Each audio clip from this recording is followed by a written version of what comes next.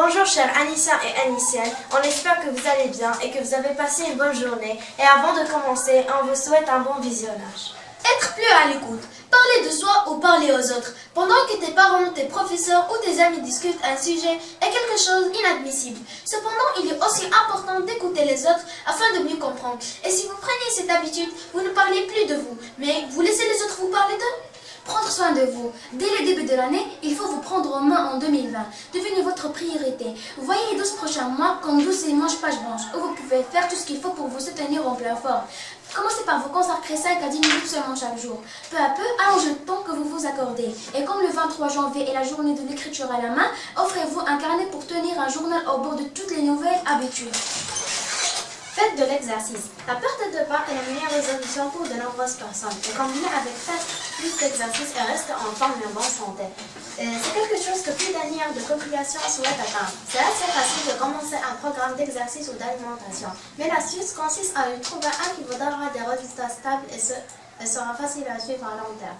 Se faire de nouveaux amis. La plupart d'entre nous n'ont aucun mal à se faire des amis, que ce soit au collège ou ailleurs. Cependant, nous pouvons élargir et enrichir notre vie en se faisant des amis en dehors de notre petite communauté. Ayez l'audace à rencontrer des amis dans un club de sport d'équipe, pendant un nouveau passe-temps ou un organisme communautaire différent dans la nouvelle année.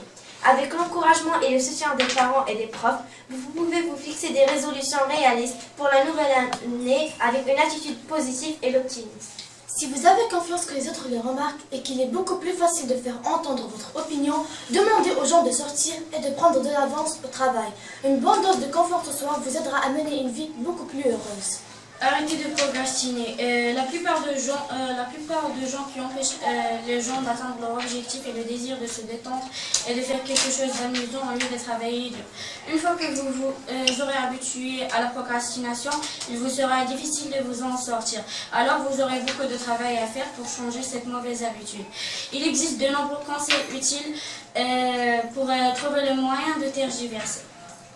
Lire un livre par mois. Un livre est supérieur à un film ou à un enregistrement audio via audible.fr, dans la mesure où il nous oblige à réfléchir, à analyser, à interpréter, à nous concentrer. Prenez l'habitude de transporter un livre avec vous ou dans votre cartable pour mettre à profit les instants de calme et à décrocher. Et si vous prenez cette habitude, vous lisez toujours des livres. Aimez mieux. Bien sûr, le mois de février est celui de l'amour, mais vous devez aussi aimer davantage. Durant tout le mois, essayez de vous dire des compliments au lieu de vous critiquer. Et faire la même chose avec vos proches. Profitez du 17 février et pour souligner la journée des gentillesses. Et pour passer un geste gratuit et sincère envers un inconnu. Stimulez votre curiosité. Lisez, visitez un musée, apprenez une nouvelle langue, creusez un sujet, explorez votre créativité en essayant de nouvelles façons. Qu'est-ce qui vous plaît? La lecture, le dessin ou la peinture.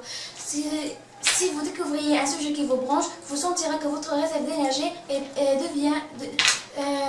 vient de tripler. Tout au long du mois, planifiez des activités qui stimuleront votre cerveau. Réduire le stress. On dit que le stress est l'un des plus grands tueurs et qu'il peut avoir un effet destructeur sur vos relations ainsi que sur votre santé. C'est peut-être un effet secondaire inévitable de notre mode de vie moderne trépidant, mais il peut être géré efficacement à l'aide d'astuces utiles, non conventionnelles et faciles à pratiquer pour la gestion du stress.